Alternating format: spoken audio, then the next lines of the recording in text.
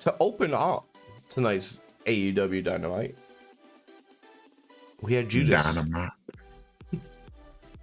Judas hit the speakers. The crowd went crazy.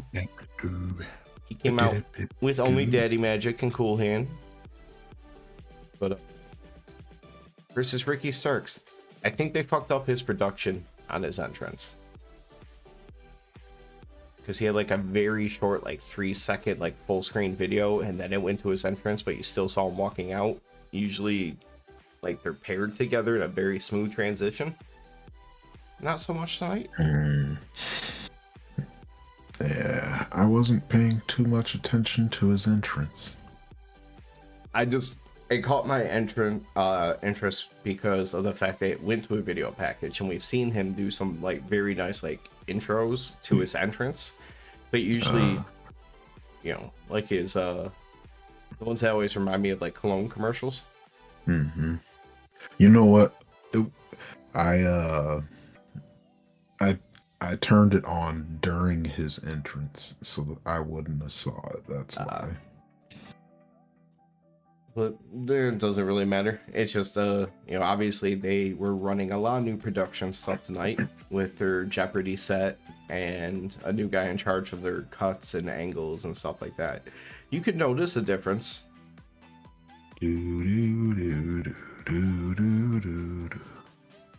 Even like that, some of the camera work and stuff like that, you could definitely notice a difference tonight.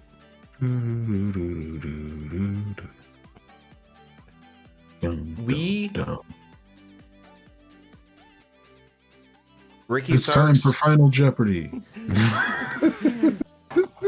Ricky Starks almost broke one of our biggest rules about Chris Jericho matches.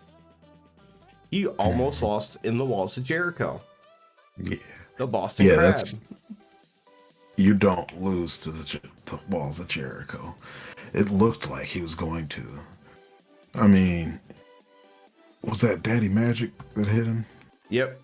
Cool Hand distracted the ref on the other side of the ring. Cool Hand distracted the ref. Daddy Magic hits him with it looked like the hammer that Pac uses. He did the baseball bat thing, but he hit him like it was like a sledgehammer in WWE. Okay, that's why. Okay. So it's kind of awkward in the beginning because it's usually Jericho has him in a submission move. Why would his own guys like distract the ref? That's not usually how that goes, but it made sense real quick. Yeah, smart move. Good idea. I mean, you have the guy kind of locked in something, so you have control over him, and you have the extra helper at ringside. Easy chance to take one extra shot. Makes sense. Yeah. Don't usually see it. Yeah, and then they did something that I've never seen in AEW before.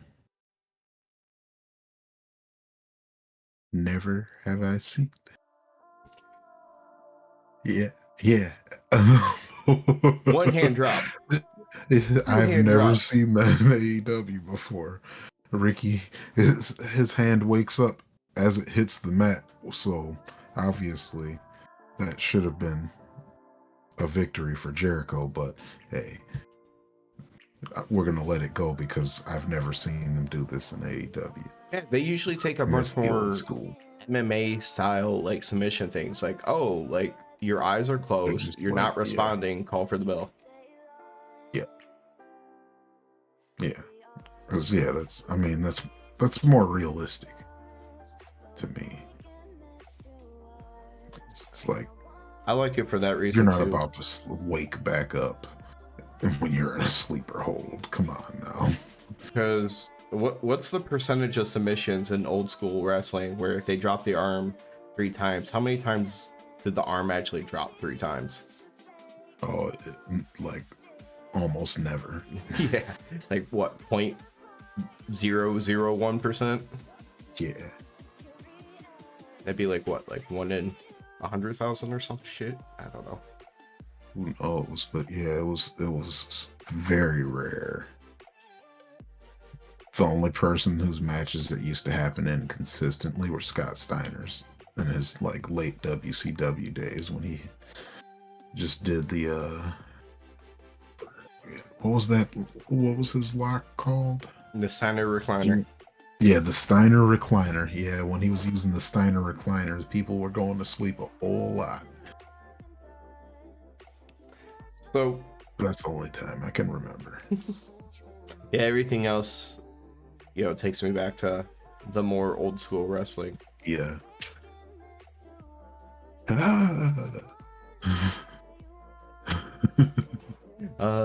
But anyway, shortly after this, because he gets up, Ricky's able to win with the spear. Out comes the rest of Jericho Appreciation Society to attack before all the jazz dudes. Before Two-Faced Action Andretti shows up, sporting some burn marks on his face with the chair. Somehow is able to clear out all of JAS at first, or at least it seems like it. Yeah, he can. I mean, he cleared out all the jazz dudes. He just couldn't handle the jazz ladies. He didn't know what to do when Anna grabbed that chair. Too much jazz. Too much jazz. She grabs a chair and he's holding it on the other end. He's just kind of like, well, I can't hit you, so what the hell do I do? And then gets hit with the low blow from behind from I was like, I'll answer that for you. This is what you'll do. You'll lose this fight now. She's like, oh, you don't want to hit a woman? Do you have no balls? Let me check with this uppercut. Mm-hmm. She found him. I think he has balls. Or at least he pretended like he had balls. If he doesn't. But this all ends up leading to Hager being on the apron, a table being set up at ringside, and they assist him in lifting up Ricky over the top ropes and set him up for a powerbomb, and he gets powerbombed from the ring apron to the floor through a table. And Hager lost his purple hat for half a second. Mm-hmm. Yeah, he was almost not Hat Hager for a while there, and I hated it for a split second. We saw his hair for 1 second. Yeah, you have to be Hat Hager. I think he needs to just change his name to Hat Hager. Yep, Hat Hager. That's it. Official name change, Hat Hager. What if his name was like Pat Hager and that just became, it just rhymed and it worked? Yep. At the Hat Hager. My only disappointment was when he got handed back his hat and he put it back on. They're zoomed out so far from like on the hard cam just to show the whole ring area and the wreckage and the whole group. Yeah, they should have got him putting the hat back on. I mean, you got to see it, but we didn't get to hear him yell, "I like this hat. I love this hat." Whatever he wants to say. Yeah. Yeah, he didn't get to do the thing. Or at least the thing so that we could hear it. The crowd probably heard